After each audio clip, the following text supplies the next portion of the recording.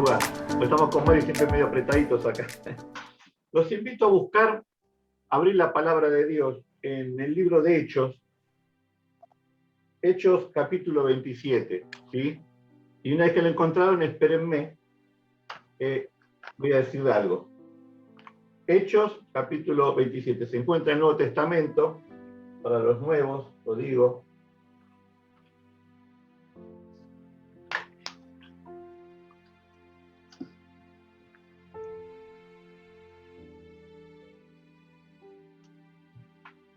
A ver. Si ya lo encontraron. ¿En el Antiguo dijiste? En el Nuevo Testamento, es en la parte de atrás de la Biblia, viene en el Nuevo Testamento de Mateo, Marcos, Lucas, Juan, Hechos y después Romanos. Ahí está. ¿En qué capítulo? 27. Muy bien, Estelita.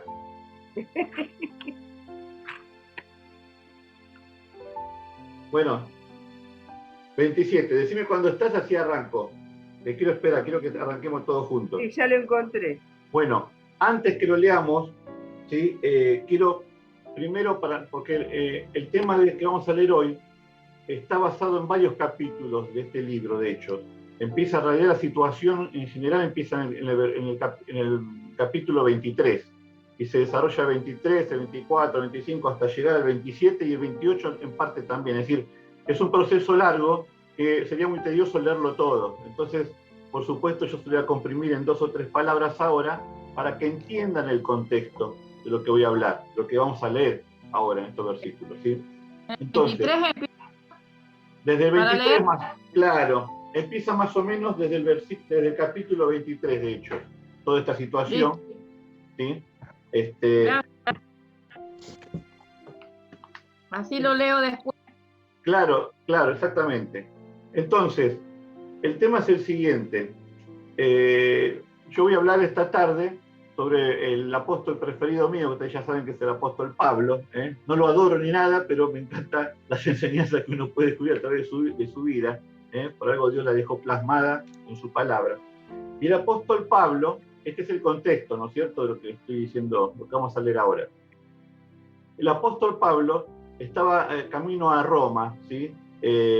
Para ir a una corte, y ahí mismo en esa corte ver al César. Los que estuvieron el miércoles pasado ya sabemos muy bien quiénes son los César, el poder que tenían, y digamos era lo máximo en el poderío de Roma, ¿no es cierto? Su palabra era casi como la de un dios o de un dios, era considerada así quizás para muchos. Entonces, al apóstol, ¿por qué iba para allá? Porque el apóstol lo acusaban de blasfemia, ¿sí?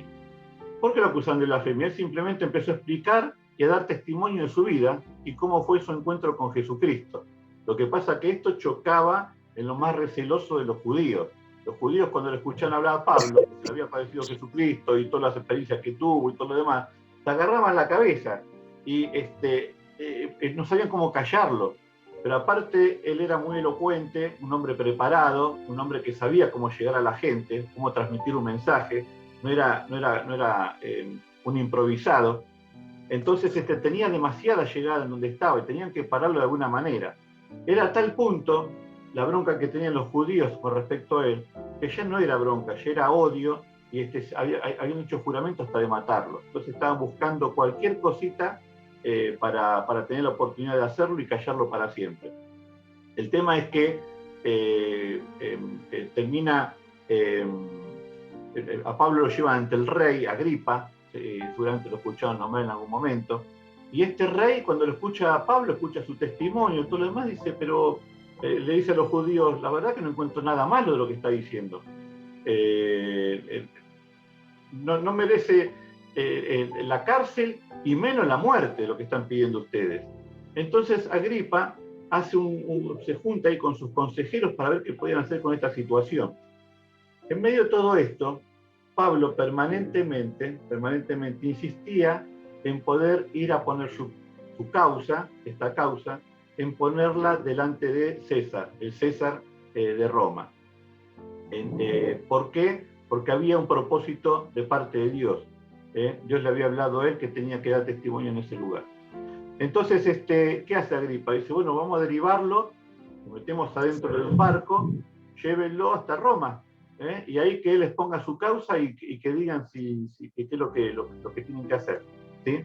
Así que lo embarcaron hasta Roma para presentarle la causa de él. Como una salvedad, para que anotes esas anotaciones que ustedes hacen también, si quieren, Pablo no estaba solo, es muy posible, ¿sí?, que lo estaba acompañando Lucas. Lucas es se presume que es el autor del libro de Hechos, de Hechos de los Apóstoles. Así que todo lo que vamos a leer ahora, son 10 versículos en total, una cosa así, es todo narrado por Lucas. Lucas miraba y anotaba, o después que pasó todo, anotó y se acordaba y anotaba todo, ¿sí? Y había otra persona más que los acompañaba, ¿sí? Es decir, Pablo no estaba del todo solo. Cuando lo ponen en ese barco, a Pablo para ir hasta Roma, suceden varias cosas que por eso yo prefería comentárselo con palabras y resumirlo, ¿no? Pero finalmente termina en un barco bien grande, bien grandote, ¿sí? Porque todos en aquella época, yo como no sé por qué, pero me imagino que eran todos barcos chiquitos, porque como no sé, no me imagino un barco muy grande, ¿no? Pero este barco sí tiene una dimensión muy importante, en el cual iba el apóstol hacia Roma, ¿sí? Era un barco tan grande, si estos datos que estoy dando no son menores, ténganlo en cuenta porque después desarrolla lo demás. Este barco tenía encima, digamos, la capacidad, y estaba llevando en ese momento 276 personas. Es decir, un barco bastante importante, ¿sí?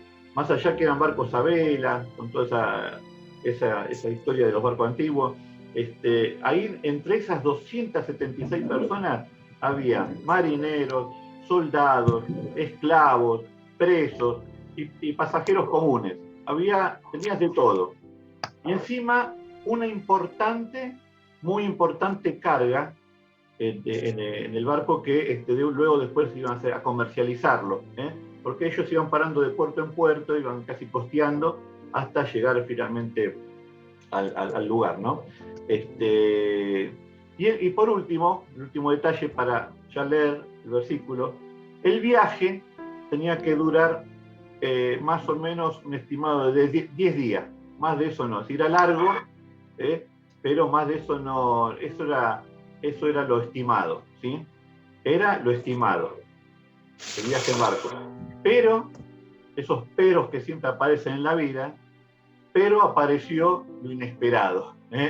Y ahora sí, los invito a leer en el capítulo 27, versículo 4, dice, acá está relatando Lucas, ¿no es cierto?, lo que estaba pasando en el barco y la situación que estaba pasando en el barco. Dice, y haciéndonos de la vela desde allí, navegamos a Sotavento de Chipre, ¿sí? Esa partecita ahí de saliente de la famosa Chipre. Dice, porque los vientos, y esto yo se los recomiendo a aquellos que pueden, subrayenlo, porque los vientos eran contrarios. Ahora saltamos al versículo 7. Dice, navegando muchos días despacio y llegando a duras penas frente a Gnido, porque nos impedía el viento, si nuevamente aparece en escena el viento, navegamos a Sotavento de Creta frente a Salmón. Versículo 8, y costeándola, ¿sí?, con dificultad, noten todos los problemitas que van surgiendo de a poco, ¿no? Llegamos a un lugar que llaman Buenos Puertos. Ahora saltamos al versículo 14. Dice, pero no mucho después, dio contra la nave un viento huracanado. Es decir, ya no era un viento contrario, un viento que les impedía avanzar y los hacía avanzar lentamente, con dificultad, como podían, ¿sí?, sino que dice que se encontraron ahí sí con un problema mucho más grande e inesperado. que dice que era un viento huracanado llamado Euroclidón. Ciclón. Hasta le habían puesto nombre. Ciclón. Eurocidón. Sí, yo tengo Euroclidón, pero bueno, más o menos. Euroclidón. Claro. Ahí está. Y el versículo 15 dice, y siendo arrebatada la nave, y no pudiendo poner proa al viento, nos abandonamos a él y nos dejamos llevar. Hasta acá. Recalco, también si quieren y pueden subrayar, nos abandonamos a ese huracán, a ese viento que arrebató, dice la nave, si ya directamente perdieron total control. Dice, nos abandonamos a él y nos dejamos llevar. En esta tarde, de lo que quiero hablarles, así muy amenamente, es sobre los cambios repentinos que se levantan en nuestra contra y se oponen a nuestros planes. Esos cambios repentinos que se levantan con fuerza contra nosotros, así como este viento que no tenían pensado una cosa así, y de la nada, con sorpresa, al punto que son tan contrarios que a nosotros nos agarran y nos cambian no solo totalmente de planes, sino que quedamos totalmente a la deriva de esa situación. Y nos lleva como este gran barco, porque uno podría decir, bueno, si era un barquito, teníamos posibilidades, este era un gran barco, no importa, digamos, el tamaño acá en este caso, acá lo importante es la situación adversa, que de repente aparece, te toma y te lleva a una situación totalmente contraria que no esperabas y en las peores de las dificultades. ¿Sí? En esta tarde quiero hablarles de eso. Y me voy a basar en un ejemplo. Yo me acuerdo a los 18 años, y esto fue una cosa que a mí me marcó, ¿no? A los 18 años, una edad que es clave, ¿sí? Cuando uno saca su primer registro, qué sé yo, tantas cosas, estás terminando de estudiar el secundario, vas proyectando tu vida. Yo ya estaba terminando, ya había casi terminado los estudios, y ya había sacado mi registro, ya estaba buscando trabajo, estaba viendo qué seguía estudiando, me iba proyectando un montón de cosas. Aparte, energía en ese tiempo, a los 18 años, nos sobra energía, podemos hacer hasta 3, 4 cosas al mismo tiempo. La palabra siesta no existe en esa época, y tantas cosas que uno puede aprovechar.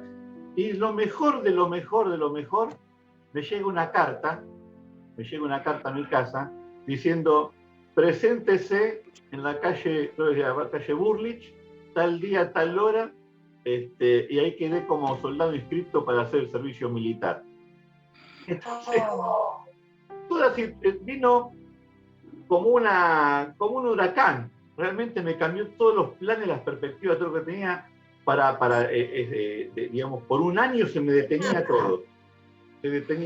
Por un año me cambiaban todo de golpe, cuando menos lo esperaba, ¿sí? Y realmente me acuerdo, por eso me quedó marcado a mí un poco esto, que me acuerdo que en el tiempo de la instrucción, que uno te da el fusil, ¿viste? Y vas arrastrándote ahí medio del barro, medio del frío, el entrenamiento era de madrugada, horarios muy molestos para el cuerpo, ¿no? Estás con sueños, haciendo las guardias.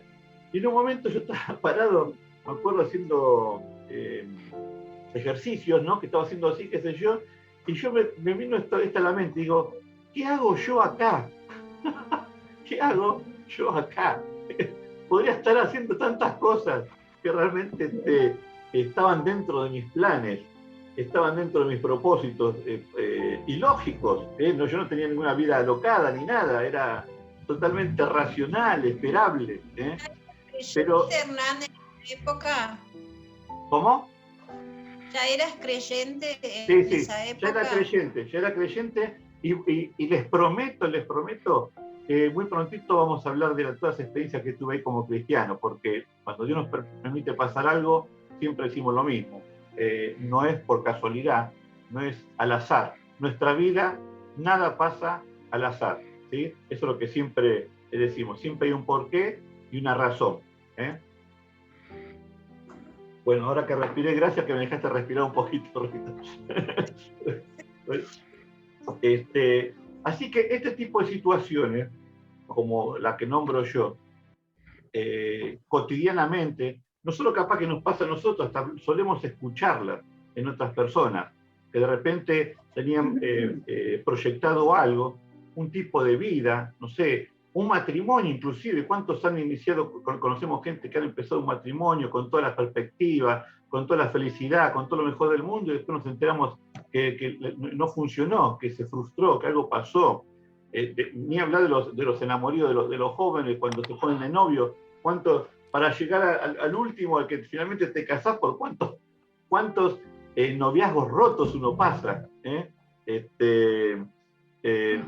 ¿Cómo se llama? Yo el otro día estaba escuchando por televisión, la verdad que por eso, estas son las cosas por las cuales no miro, ¿sí? A veces hago zapping así rápido y si me engancha algo, fenómeno, pero es muy raro que me enganchen algo.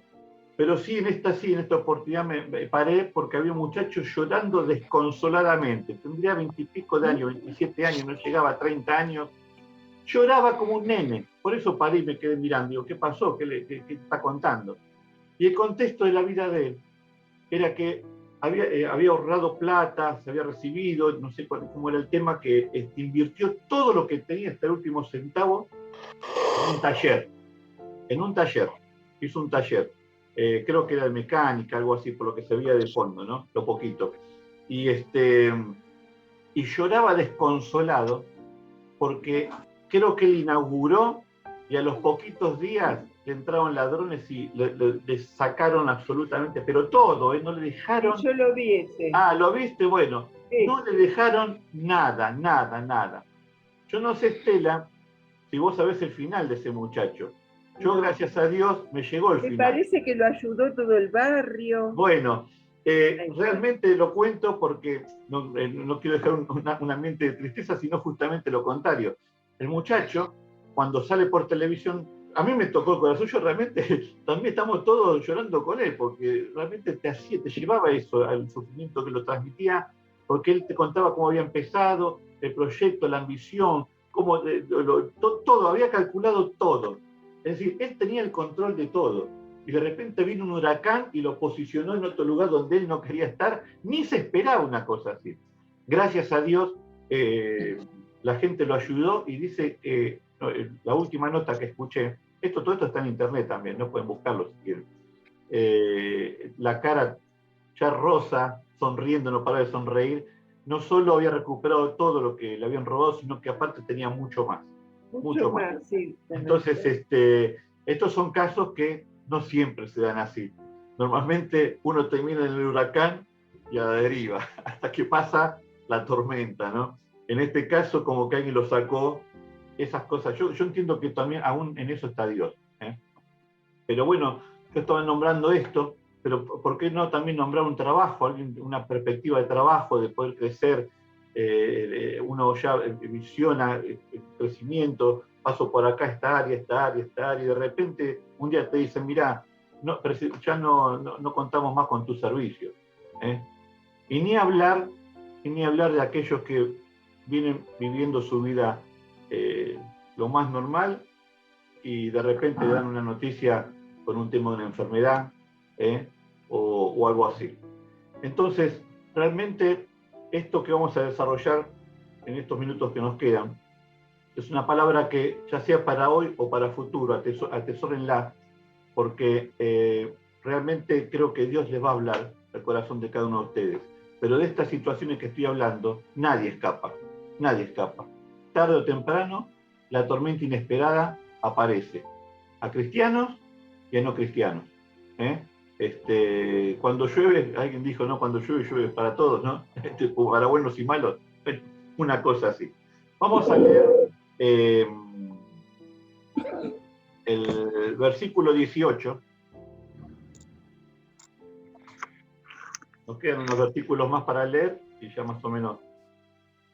Dice, Hechos 27, versículo 18, dice, pero siendo combatidos por una furiosa tempestad.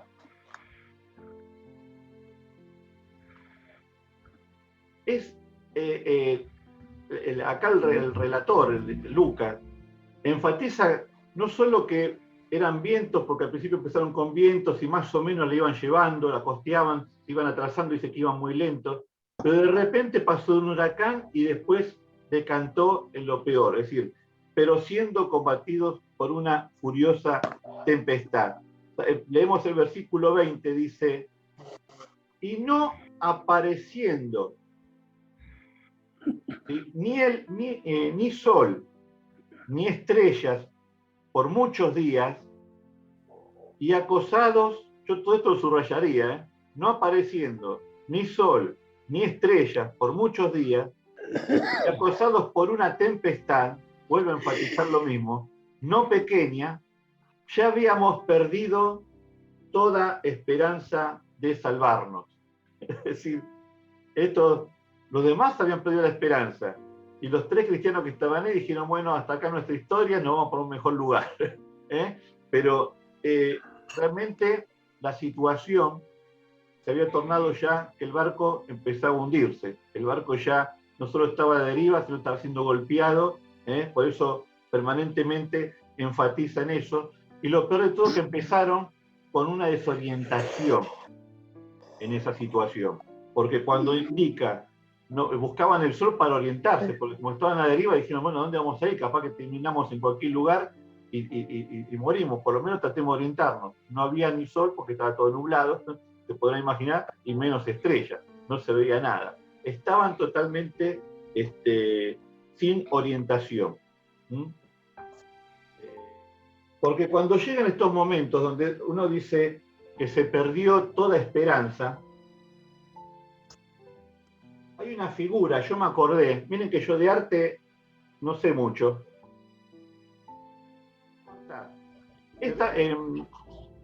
Esta pintura tiene una historia, está plasmando un momento en la historia de Francia, ¿sí? Esto pasó, acá lo que se está viendo es como una especie de barca improvisada, ¿sí? De balsa, mejor dicho, perdón, exactamente, una balsa improvisada, con un montón de personas encima, uno encima de otro, con cara desesperado, otros muertos. Digamos, una imagen realmente tremenda. Esto, déjenme decirle unos detalles, se llama así, Abandonados en alta mar, el naufragio de Medusa. Lo van a escuchar en algún momento, porque esto fue muy famoso, y pasó en Francia, en 1816. Dice que la muerte de casi 150 marinos abandonados a la suerte tras un naufragio en una balsa provocó un escándalo en Francia e inspiró a Giraud su más célebre cuadro, que sería este. ¿Y por qué lo inspiró? Porque hubo 2 sobrevivientes, ¿sí?, que empezaron a describir realmente la situación, como pasó cuando pierden el barco, cómo improvisan esta barca, y encima estuvieron varios días, más de 10 días sin agua, sin comida, y empiezan a describir, y eso es lo que intenta graficar este cuadro, por eso la expresión que tiene en el mismo, empieza a describir cómo se comporta el ser humano cuando pierde la esperanza, cuando entra en desesperación. Y realmente, cuando uno mira los detalles de las expresiones, dice que este cuadro rescata en la mayoría de los aspectos de todo, cada personaje está puesto específicamente para demostrar todas las actitudes que existieron en medio de esa situación tan difícil, ¿sí? Ahora dice que demuestra las diferentes reacciones del hombre en la desgracia y la calamidad. Ahí donde no hay esperanza. Es una situación parecida como la que estaba nombrando el apóstol Pablo, en la que estábamos leyendo recién, ¿sí? Pero acá hay una gran diferencia. Acá están todos, dice que los relatos, dice que lo único que cundía, que lo único que sobresalía, dice que eran el sentimiento de desesperación, el sentimiento de terror y la angustia. Todos esos sentimientos. Y las reacciones eran de desgracia, de calamidad, ¿sí? De hecho, para sobrevivir parte de la narración que es muy, muy cruda, por eso no voy a estar... la verdad que yo lo leí todo, y uno se admira de lo bajo que puede caer el hombre estando en una situación de desgracia y de desesperación. Pero así es el hombre que no tiene esperanza, así es el hombre que está sin Dios. El hombre sin Dios no tiene una guía del cielo. Vieron como en la barca del apóstol Pablo decía, no se veía ni el sol ni las estrellas, no había una guía del cielo. No tiene un norte inamovible. Nuestro norte, ¿quién es? Jesucristo. Dice, no saben para dónde van a llegar siquiera con sus propias vidas. Y entonces, este es un poquito para hacer una graficación de lo que es la vida de las personas, y en este caso sin Dios, ¿no? Y las reacciones y los sentimientos que surgen en ese tipo de situaciones tan extremas. ¿Sí? Ahora, yo pregunto en esta tarde a todos, si las tormentas, cuando nosotros leemos en la Biblia que las tormentas en realidad significan pruebas para nosotros, las grandes pruebas, representan un poco eso, a nosotros nos grafican eso. Si las pruebas, ¿sí? O mejor dicho, las tormentas que aparecen en nuestra vida, representan estas pruebas, y Jesús, no sé si se acuerdan, en un momento, él se paró en una barca, ¿y qué hizo? Deténgase la tormenta, dijo. Deténgase los vientos, deténgase el mar. ¿Sí? Y Jesús tiene el poder para detener una tormenta. La pregunta es, ¿quién es entonces el que tiene el control de todo? Nosotros tenemos la tormenta por un lado, ahí no lo busquen, yo se los digo así rápidamente, en Marcos 4, Jesús se sube a una barca con sus discípulos y dice algo que a veces pasa desapercibido, pero esto es fundamental. Dijo, pasemos al otro lado. Jesús dijo eso, nada más. Y con eso alcanzó. Se subió a la barca, dice que se fue a la popa, se acostó a dormir y llévenme. Pero la palabra de Dios mismo estaba dada. Vamos al otro lado. Yo no sé si tenés una palabra de Dios para tu vida en esta noche, pero escuchá lo que Dios te va a hablar y agárrate de esto, porque cuando Dios dice algo sobre tu vida, nada lo puede cambiar. Jesús dijo, crucemos para el otro lado. Y dice que cuando fueron con la barca, se desató una tormenta, algo muy parecido a lo que les pasó acá al apóstol Pablo que leímos recién. Y dice que ya... Los apóstoles le decían, ¿cómo no haces nada? Y Jesús dormía. Y Jesús dormía. Entonces, ¿qué pasa? Se desesperaron tanto que fueron a despertarlo. Jesús, sálvanos, le dice. Sí. Jesús se para, reprende al viento, esta palabra que nombramos varias veces, este viento contrario, lo reprende y reprende al mar. Al mar le dijo que se callara, que se detuviera, y dice que se calmó, y todos se miraron, porque hacía poquito lo conocían a Jesús, y dijeron, ¿quién es este hombre que hasta el mar, el cielo, la tormenta, todo le obedece? Tremendo, ¿no? Bueno, sin salirnos de este capítulo de Hechos 27, busquen Salmo 81:7, ¿sí? Quiero leer esto y ya después terminamos leyendo lo que nos queda de Pablo. Total de tiempo está 81, versículo 7.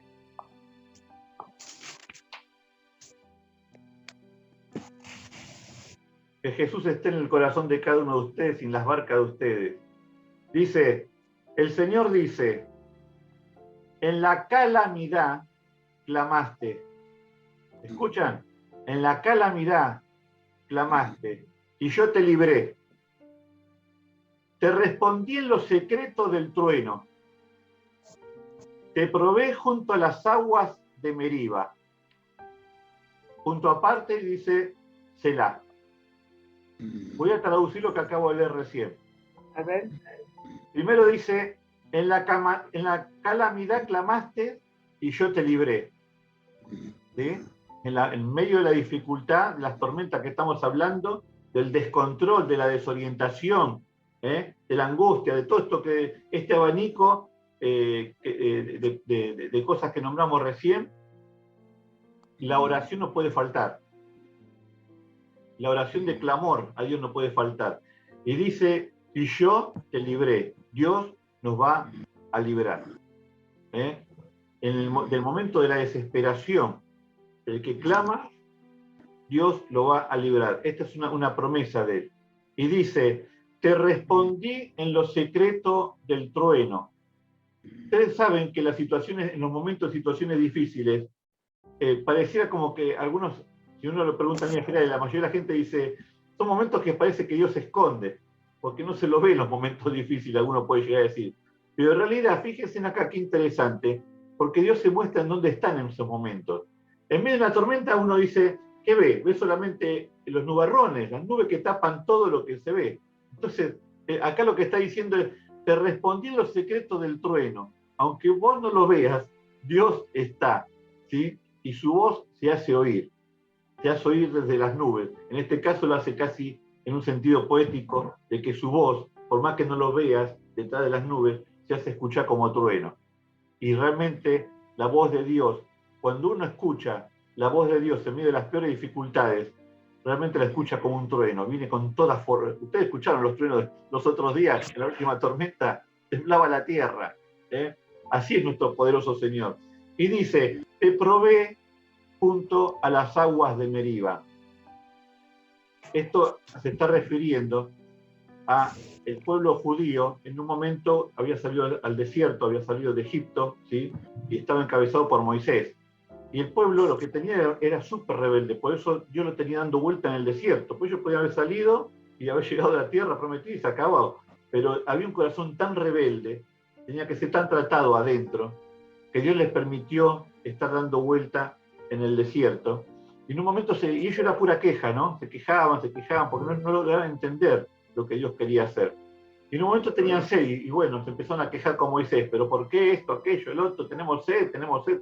Y Dios dice que le dijo a Moisés que agarrara la vara, que le diera un golpe a una roca gigante que había ahí, y cuando lo hizo, de ahí empezó a brotar un río, el cual ese río cambió el corazón de queja del pueblo de Dios en un corazón nuevo, y empezaron a beber. La roca esa nos representa a nosotros Jesucristo. Cada vez que se habla de la roca, la palabra del Señor, recuerden, está hablando de Cristo. Y el agua que fluye de Él es del Espíritu Santo hacia la gente, que transforma finalmente los corazones. Entonces, esta sería la traducción un poquito de este salmo, ¿sí? Ahora, vamos a terminar. Leemos los últimos versículos que nos quedan, en estos últimos 15 minutos que quedan. Volvemos a Hechos 27, versículo 21, porque acá, a diferencia de ese cuadro que vimos, que realmente hasta daba pena, lo pintó bárbaro el hombre ese, ¿no? Lo transmite lo terrible de ese momento, lo transmitía muy bien. A diferencia de ese momento, acá en este naufragio había cristianos, ¿sí? Y había cristianos que tenían propósitos en su vida. Y es entonces donde el apóstol Pablo empieza a tomar protagonismo. Versículo 21.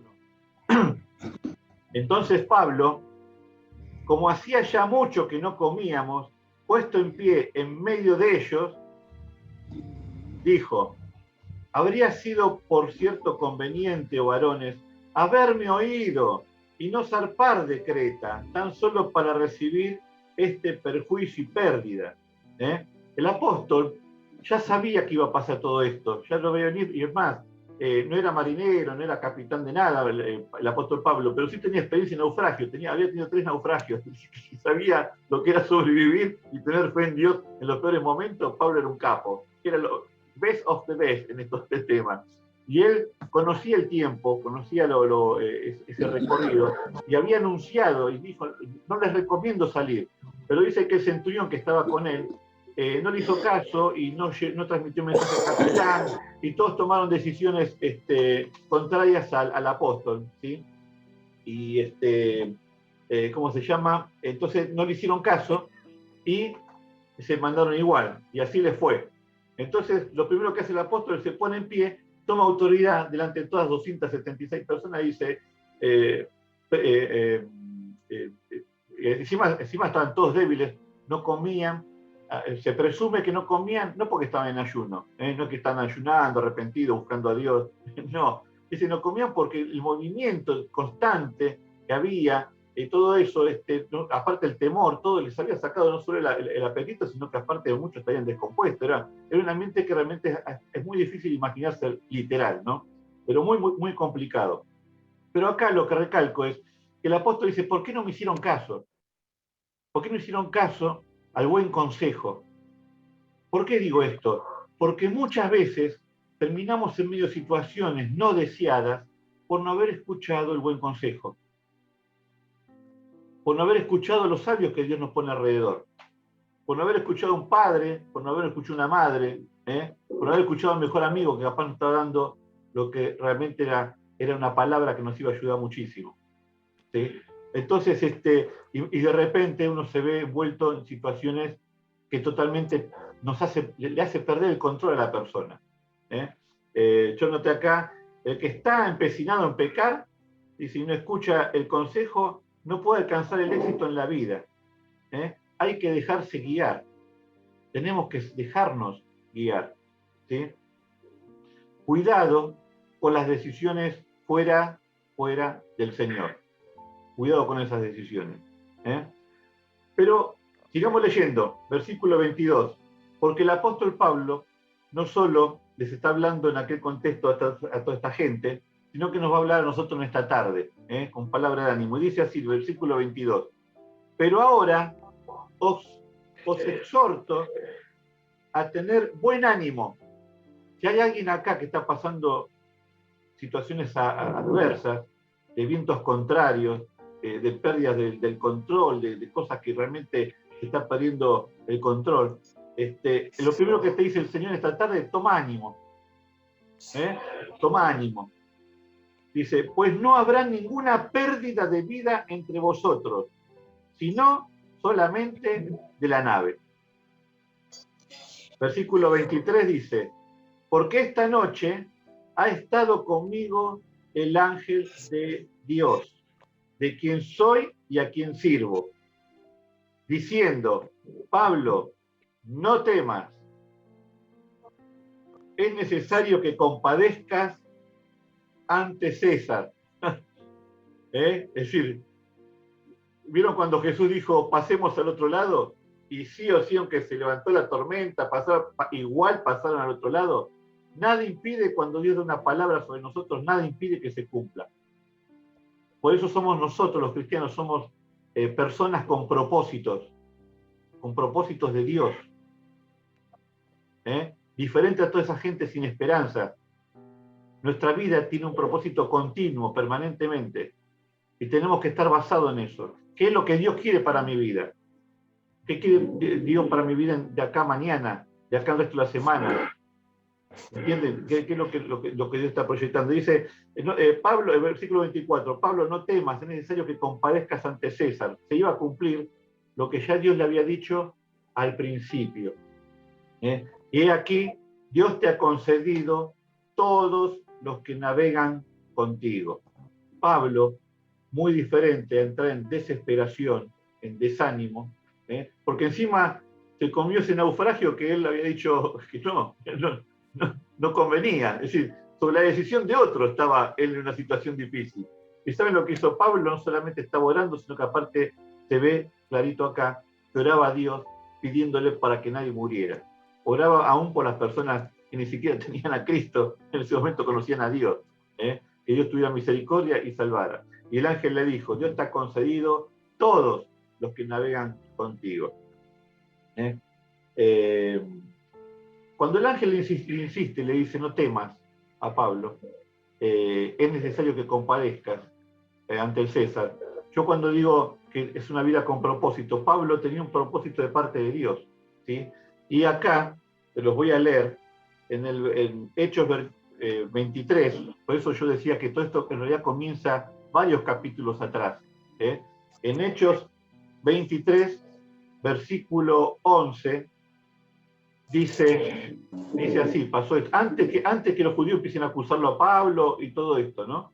Vino un ángel y dice, a la noche siguiente se le presentó el Señor, esto se le presentó el Señor a Pablo, ¿sí? El Señor Jesús dice, y le dijo, ten ánimo, Pablo, pues como has testificado de mí en Jerusalén, donde empieza todo este problema, él testificaba, dando su testimonio y hizo que los judíos quisieran matarlo, dice, pues como has testificado de mí en Jerusalén, así es necesario que testifiques también en Roma. Es decir, ya la vida de Pablo a partir de ese momento tenía un propósito. No importa si a partir de ahí, por las situaciones que pasara, cualquiera de las situaciones que pasara, Pablo iba a terminar en Roma. Y apareció una tormenta, quería hundir el barco. ¿Qué pasó? Fue el mismo Señor y se paró delante de Pablo y dijo, no temas, quédate tranquilo porque la palabra que yo dije se tiene que cumplir. Tenés que ir a testificar a Roma, delante del César. Del 33 al 36. Dice, cuando comenzó a amanecer, Pablo exhortaba a todos que comiesen. Estaban todos muy, pero muy débiles, ¿no? Diciendo, este es el 14º día que veláis y permanecéis en ayuno, sin comer nada. Por tanto, os ruego que comáis por vuestra salud, pues ni aun un cabello de la cabeza de ninguno de vosotros perecerá. ¿Sí? Y habiendo dicho esto, tomó el pan y dio gracias.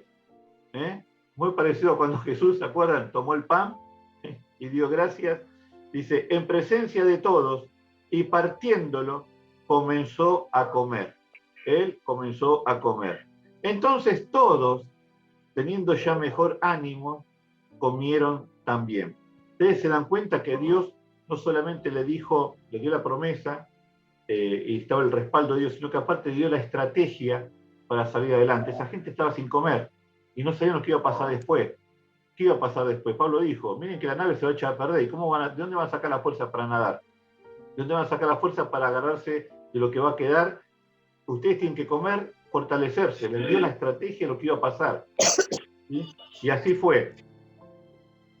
En el versículo 35, cuando dice, tomó el pan y dio gracias a Dios. ¿Saben de qué me habla esto? A mí, por lo menos, en la enseñanza espiritual. Me habla de una restauración con la relación con Dios. El pan es Jesucristo. Representa a Jesucristo siempre. Y también lo que noto acá en ese momento, en que Pablo ministró a Dios, no solo en su propia vida, ¿sí? Al comer de ese pan, que representa a Jesús, sino al hacer que todos los que estaban ahí participaran de eso. Y más allá que se perdió la nave, porque lo material no tiene significado, lo que se salvó fue lo de más valor.